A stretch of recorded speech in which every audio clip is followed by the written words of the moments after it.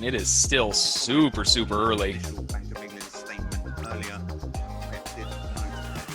All right, I'm going to look for a long here on the S&P, but the target is going to be a little bit higher up, 3,088. I'm willing to take the risk into the open, given the volatility, but I'm not willing to take it with much larger than like one contract. All right, target filled.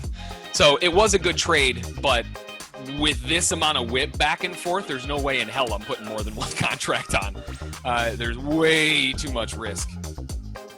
Governor Bailey from the Bank of England says something crazy, or Trump pops up, or China says something, then all of a sudden the market's 400 ticks away and you're SOL, you know. No thanks. So nice quick little trade there. Beautiful move. Quick little pop. Got a little more than 4 ticks, but I also got a pretty good entry. I got filled at 86 quarter, took the exit at 88.